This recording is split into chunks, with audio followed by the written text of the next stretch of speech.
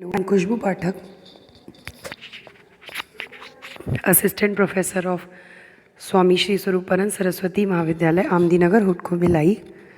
Today we are going to discuss what is business communication.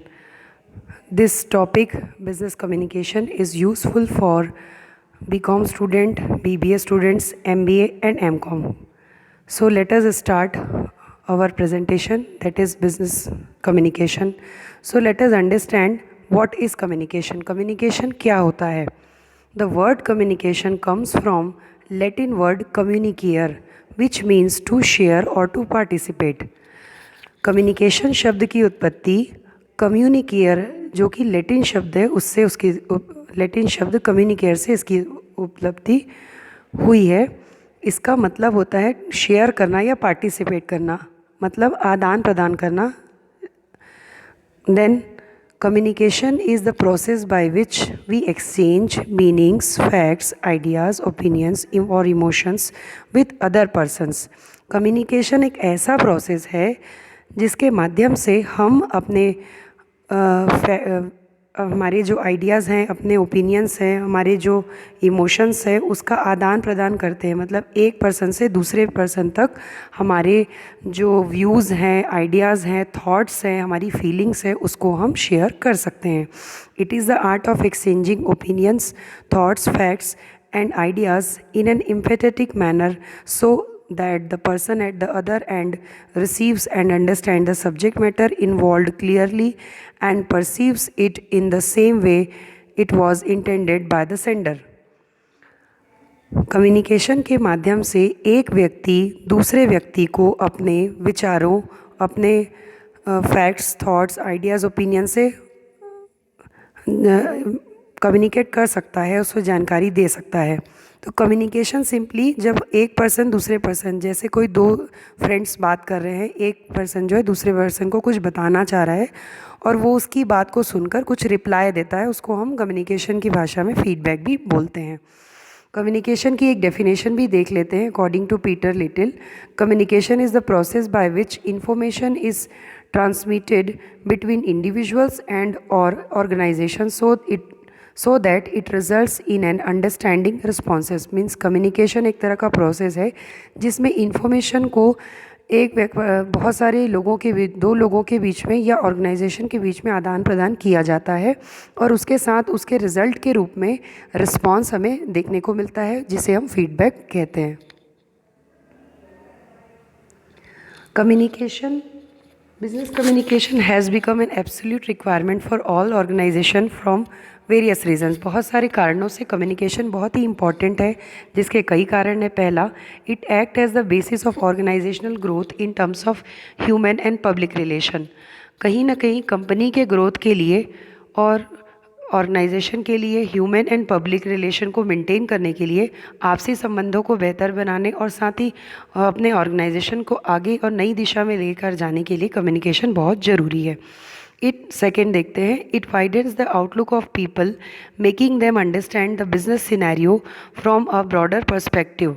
Business communication enhances the overall relationship maintenance capacities of the organisation. कहीं ना कहीं एक outlook, एक नज़रिया हमें पता चलता है कि क्या बिज़नेस सिनेरियो चल रहा है, किस तरीके से कम्युनिकेशन को हम बेहतर बना सकते हैं।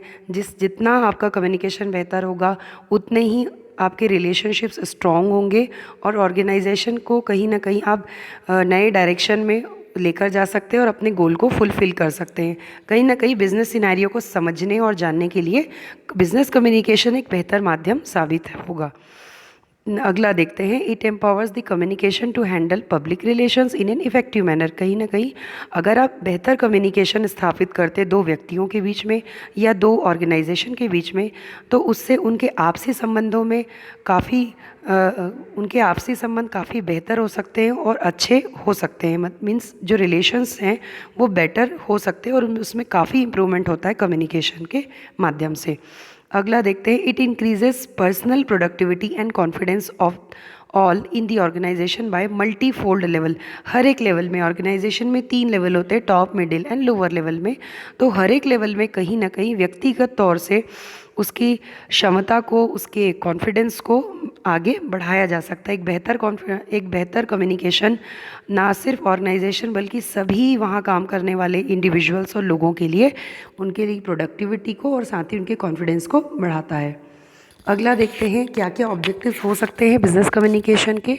सबसे पहला, to provide the right information to the right person at the right time so the business processes are on track at all points of time.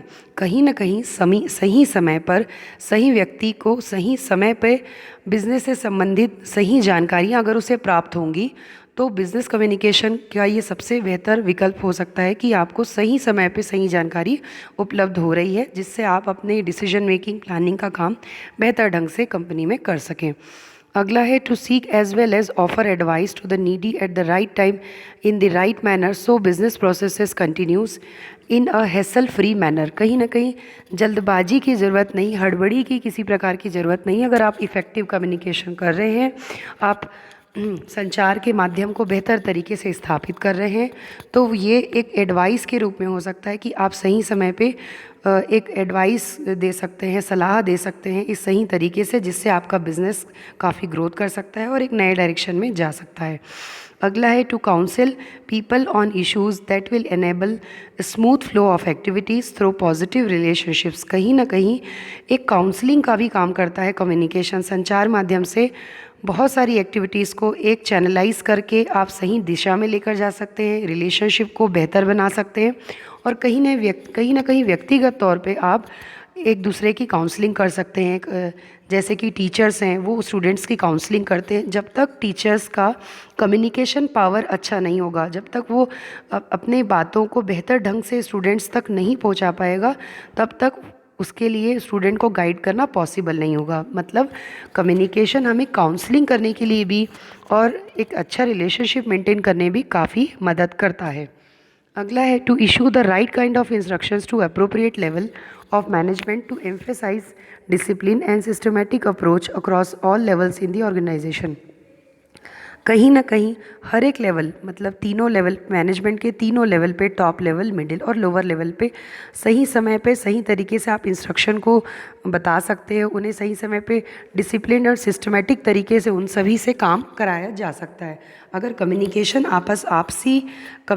आपसी संचार जो है तीनों लेवल में ऑर्गेनाइजेशन में बेहतर होगा, तो उससे एक दूसरे को इंस्ट्रक्शंस देने में और काम को करने में बड़ी आसानी होगी। अगला है, to foster upward communication which contribute in improving the morale level of employees across all level in the organisation. कहीं ना कहीं अपवर्ड कम्युनिकेशन की जब हम बात करते हैं, जो कम्युनिकेशन नीचे से ऊपर की तरफ चलता है, तो उसे हम अपवर्ड कम्युनिकेशन कहते हैं। To foster upward communication which contribute in improving morale of the employee across all level in the organisation. कहीं ना कहीं हमारे जो लोअर लेवल के एम्प्लॉयज़ हैं, उनका मोरल बूस्ट होता है, तो उन्हें भी अपने विचारों को व्यक्त करने के लिए संचार एक बेहतर माध्यम साबित हो सकता है। अगला है, to keep all the concern parties well informed about the organisation policies and principles. कहीं ना कहीं कम्युनिकेशन के माध्यम से हम कंपनी में डायरेक्टली और इनडायरेक्टली जितने भी लोग जुड़े हुए हैं, चाहे वो टॉप लेवल के हो, मिडिल हो या लोअर लेवल, किसी भी तरीके से वो अपने ऑर्गेनाइजेशन से जुड़े हुए हैं, उनको कंपनी के बारे में जो भी पॉलिसीज़, रूल्स, रेगुलेशन जो बनाए जाते हैं, उसके बारे में सही तरीके से हम जानकारी प्रोवाइड कर सकते हैं। उसके बाद है, this will motivate every employee to participate in the developmental process aimed towards achieving business objectives. कहीं ना कहीं हमारे बिजनेस का उद्देश्य होता है कि हम प्रॉफिट अर्न करें या कस्टमर के बीच में एक अच्छा रिलेशन मेंटेन करें, कस्टमर सेटिस्फेक्शन को अचीव करें। ये जब तक पॉसिबल है, जब तक आप एक बेहतर संचार माध्यम को स्थापित नहीं कर पाएंगे, तब तक ये पॉसिबल नहीं हो पाएगा। तो कहीं ना कहीं बेहतर संचार आपके एम्प्लॉयज़ के बीच में, कंपनी के लोगों के बीच में जितना बेहतर संवाद होगा, उनके बीच आपसी मेल जोल होगा, तभी हम अपनी कंपनी के जो पूरे ऑब्जेक्टिव है, गोल्स हैं, जिनको हमने टारगेट सेट किए हुए, उन सारी चीज़ों को हम अचीव कर पाएंगे। अगला देखते हैं importance of business communication. Business communication आज के समय में अगर हम बात करते हैं, जो बिज़नेस सिनेरियो चल रहा है, काफ़ी डायनेमिक बिज़नेस सिनेरियो है। समय समय पे बदलाव देखने को मिलते हैं। बहुत सारी मैक्रो इन्वायरमेंटल फैक्टर्स होते हैं जो कि कहीं ना कहीं बिज़नेस को अफेक्ट करते हैं डायरेक्टली और इनडायरेक्टली। जैसे गवर्नमेंट नॉर्म्स हो गए, रूल्स एंड रेगुलेशंस हो गए, उसके अलावा अलग अलग पॉलिसीज़ है जैसे मॉनेटरी और फिस्कल पॉलिसी। तो कहीं ना कहीं एक्सटर्नल इन्वायरमेंटल फैक्टर्स का असर हमारी इन्वायरमेंट का हमारी कंपनी पर और उसके काम पे असर पड़ता है। तो कम्युनिकेशन का बहुत ही ज़्यादा इम्पोर्टेंस है इस सिनेरियो में, क्योंकि हमें कहीं ना कहीं बदलाव को स्वीकार करना होगा और उसके साथ ही हमें कंपनी को और साथ साथ चलना पड़ेगा। इम्पॉर्टेंस में हम पहला देखते हैं, business communication is an indispensable component of all management function. कहीं ना कहीं मैनेजमेंट के सारे फंक्शन जैसे प्लानिंग, ऑर्गेनाइजिंग, प्लानिंग हो गया, ऑर्गेनाइजिंग हो गया, कोऑर्डिनेशन हो गया, कंट्रोलिंग हो गया, मोटिवेटिंग, सुपरवाइजिंग, डायरेक्टिंग, ये सारे जो मैनेजमेंट फंक्शंस है, तो उसी में सबसे इम्पॉर्टेंट पार्ट आपका बिजनेस कम्युनिकेशन भी है। ये बहुत ही इम्पॉर्टेंट कंपोनेंट है, क्योंकि कम्युनिकेशन के बिना ये मैनेजमेंट फंक्शन अधूरे हैं। तो सबसे ज़रूरी है हमें कम्युनिकेशन को बेहतर बनाने की। अगला है, it link supervisors to superiors to subordinates and foster mutual understanding among them. कहीं ना कहीं सीनियर और जूनियर के बीच में मध्यस्थता, आपसी संबंध और अच्छे मेलजोल को ये स्थापित करता है। अगर इनके बीच में बेहतर संवाद होगा, इसका मतलब है कि इनके बीच बेहतर एक दूसरे के लिए अंडरस्टैंडिंग होगी, रिस्पेक्ट होगा और एक अच्छा रिलेशनशिप, हेल्दी रिलेशनशिप मेंटेन हो पाएगा, जिससे कंपनी का काम बड़ी ही आसानी से हो पाएगा। अगला देखते हैं, it is a two way communication system that stimulates initiative and creativity among subordinates. कहीं ना कहीं कम्युनिकेशन दो तरीके से होता है, दो साइड से होता है। मतलब सिर्फ एक तरीके से हमने बोल दिया और अगले वाले ने सुन लिया, ऐसा नहीं है। कम्युनिकेशन हमेशा टू वे होना चाहिए। सेंडर जो बोल रहा है, रिसीवर ने उसको सुना, और रिसीवर का जब तक रिस्पांस नहीं आएगा किसी न किसी रूप में, वो पॉजिटिव या नेगेटिव कुछ भी हो सकता है, बट रिस्पांस आने के बाद में ही हम उसको टू वे कम्युनिकेशन मानेंगे। तो कम्युनिकेशन हमेशा टू वे होना चाहिए, जिससे कहीं ना कहीं क्रिएटिविटी, लोगों के बीच में इनिशिएटिव, कुछ नया करना है, कुछ बेहतर करना है, वो फीलिंग लोगों के बीच और एम्प्लॉयज़ के बीच में डेवलप होती है। अगला, effective business communication eliminates the possibility of misunderstanding, thereby leading to job satisfaction and increased morale of the employees and result in sound human relations within organisation. कहीं ना कहीं अगर आपका संचार बेहतर है तो मिसअंडरस्टैंडिंग, मतलब गलतफहमी के शिकार आप नहीं होंगे। बेहतर कम्युनिकेशन से आप बेटर आपका कम्युनिकेशन है तो मिसअंडरस्टैंडिंग का कहीं कोई चांस नहीं रहेगा। साथ ही एम्प्लॉयज़ में जॉब सेटिस्फेक्शन बढ़ेगा, एम्प्लॉयज़ का कॉन्फिडेंस है, उनका मॉरल है, वो इम्प्रूव होगा, और अल्टीमेटली एक हेल्दी रिलेशनशिप एम्प्लॉयज़ के बीच में होगी, और उसके साथ साथ ही ऑर्गेनाइजेशन अपने गोल्स को फुलफ़िल कर पाएगा। फिर अगला हम देखते हैं, effective communication necessary to build meaningful relationship between management and workers that aids in growth of manpower and trade unions. कहीं ना कहीं अगर इफेक्टिव कम्युनिकेशन है तो एक अच्छा रिलेशनशिप मेंटेन होता है कंपनी के और उसके वर्कर्स, उसके जितने एम्प्लॉयज़ हैं उन दोनों के बीच में एक बेहतर संवाद और बेहतर रिलेशनशिप स्थापित होती है। एक अच्छा रिलेशन उनके बीच में, एक अच्छी बॉन्डिंग बनती है, जिससे उनकी अंडरस्टैंडिंग बेहतर होगी और वो काम साथ में अच्छे ढंग से कर पाएंगे। अगला है, business communication help in maintaining public relations by creating and projecting a positive image of the organization to the customers, government and supplier। कहीं ना कहीं हम एक पब्लिक रिलेशंस भी बेहतर बना सकते हैं कि कंपनी से जुड़े हुए लोग, डायरेक्टली इनडायरेक्टली जो भी लोग जुड़े हुए हैं, तो वो अगर आपने बेहतर संवाद उनके बीच स्थापित किया है तो वो कंपनी के बारे में एक पॉजिटिव इमेज हमेशा ही रखेंगे, चाहे वो कस्टमर हो, गवर्नमेंट हो या सप्लायर हो। कहीं ना कहीं अगर हम उनसे बेहतर संवाद कर रहे हैं, हमारा संचार का माध्यम बेहतर है, तो कहीं ना कहीं उनके बीच हमारे और उनके संबंध, आपसी संबंध काफ़ी बेहतर होंगे और कहीं ना कहीं पॉजिटिव इमेज एक कंपनी के बारे में जाएगा। It aids in motivating employees and boosting their morale by fostering a positive attitude and inspiring people in the organisation.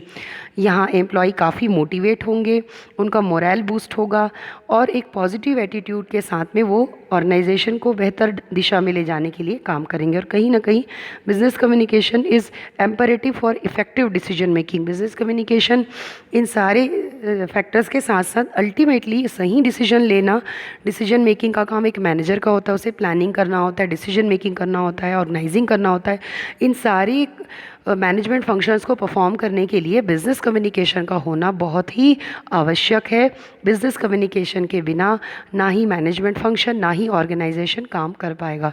तो business communication is very important part of the organisation. फिर हम समझने की कोशिश करते हैं कि कम्युनिकेशन का प्रोसेस क्या है, क्या होता है कम्युनिकेशन में exactly. Communication is a systematic and continuous process of telling, listening and understanding. It involves a sender, transmission of message through selected channel and a receiver. It is a two-way communication process concerned with sharing and understanding information in an effective manner. हम diagram से समझते हैं। सबसे पहले एक source होगा या sender होगा। सेंडर अपनी मैसेज को अपना मैसेज बनाएगा और मैसेज को भेजेगा। मैसेज की एनकोडिंग की जाएगी। एनकोडिंग करने का मतलब यह है कि सेंडर ने जो मैसेज भेजा है तो रिसीवर उस मैसेज को समझने की कोशिश करना चाह रहा है, एनकोडिंग करने की या इंटरप्रेट करने की कोशिश करना चाह रहा है कि वो सेंडर ने क्या कहा है, कौन सी बातें कही हैं, उस बात को समझने की कोशिश करता है। फिर रिसीवर उस मैसेज को डीकोड कर देता है, फिर से अपने ही माध्यम से अपनी भाषा में उस मैसेज को का रिप्लाई देता है, डीकोड करता है, फिर उसका रिप्लाई या रिस्पॉन्स देता है जिसको कि हम फीडबैक बोलते हैं। तो फीडबैक यहाँ पे जब कंप्लीट होता है, सेंडर तक जब पहुँचता है फीडबैक, तभी हमारे कम्युनिकेशन प्रोसेस को पूरा माना जाता है। कहीं ना कहीं कम्युनिकेशन जो है ये बेसिकली टू वे प्रोसेस होता है। तो कम्युनिकेशन अगर वन वे होगा तो इसको इफ़ेक्टिव नहीं माना जाएगा। कम्युनिकेशन हमेशा टू वे प्रोसेस ही होना चाहिए सेंडर और रिसीवर के बीच में। हम अलग अलग समझने की कोशिश करते हैं। सेंडर कौन हो सकता है कि सेंडर ऐसा व्यक्ति है जिसके पास में उसका आइडिया है या उसका कोई मैसेज है। एक इंडिविजुअल भी हो सकता है, कोई ग्रुप भी हो सकता है। तो कहीं ना कहीं वो अपने मैसेज या आइडिया को प्रिपेयर करता है और किसी न किसी चैनल के माध्यम से मैसेज के रूप में उसको बनाकर भेजता है। मैसेज की एनकोडिंग की जाती है, उसको ट्रांसलेट किया जाता है उस आइडिया को मैसेज में, ताकि उसे बेहतर ढंग से समझा जाए। और उस मैसेज को समझने के बाद में उस मैसेज को एनकोड करने के बाद में हम किसी चैनल के माध्यम से, किसी भी चैनल जैसे टीवी, न्यूज़पेपर, रेडियो, इन सब माध्यम से एक पर्सन से दूसरे पर्सन तक उन सारे माध्यम से करस्पॉन्डेंस हो गया, टेलीफोन हो गया, ईमेल के माध्यम से हम इस चैनल के माध्यम से अपने मैसेज को कम्युनिकेट करते हैं। जैसे क्या मैसेज है, उसका क्या इंपॉर्टेंस है, कितने लोगों ने रिसीव किया और किस चैनल के माध्यम से, और उस माध्यम से भेजने में हमें कितना खर्च या कितनी लागत हमें आई। और कहीं ना कहीं रिसीवर एक इंडिविजुअल या ग्रुप हो सकता है जो मैसेज को रिसीव करता है, फिर उसे डिकोड करता है, अपने शब्दों में समझने और जानने की कोशिश करता है, और पूरा मैसेज को समझने के बाद वो अपना रिस्पॉन्स देता है, रिप्लाई देता है जिस सेंडर को, जिसे हम कम्युनिकेशन की भाषा में फीडबैक कहते हैं। अगर फीडबैक रिसीवर से सेंडर की तरफ जाता है, इसका मतलब है आपके मैसेज में किसी भी तरह की मिसअंडरस्टैंडिंग होने का कहीं भी चांस नहीं रहता। मीन्स आपके मैसेज को, सेंडर के मैसेज को रिसीवर ने पूरी तरह से समझ लिया है और उसको फीडबैक के या रिस्पॉन्स के माध्यम से सेंडर तक पहुंचाया है, जिससे हमारा कम्युनिकेशन प्रोसेस यहाँ पे कंप्लीट होता है। फीचर्स में हम बात करते हैं। कम्युनिकेशन के बहुत सारे फीचर्स हैं। कम्युनिकेशन एक साइंस भी हम बोल सकते हैं। बेसिकली सिस्टमेटिक मैनर में हम यहाँ पे काम करते हैं और कम्युनिकेशन स्किल्स को हमें डेवलप करना पड़ता है कि हम लोगों से कैसे बेहतर संवाद स्थापित कर सकते हैं, कैसे बेहतर ढंग से अपनी बात को रख सकते हैं। इसमें हम कुछ वर्ड्स देखेंगे जैसे साइकोलॉजी। कहीं ना कहीं आपकी personality, attitude, temperament, perception level और परसुएशन स्किल काफ़ी मायने रखता है कि आप अपने कम्युनिकेशन संचार माध्यम को कैसे बेहतर ढंग से बोल पाएँ। इसको हम साइकोलॉजी कहते हैं।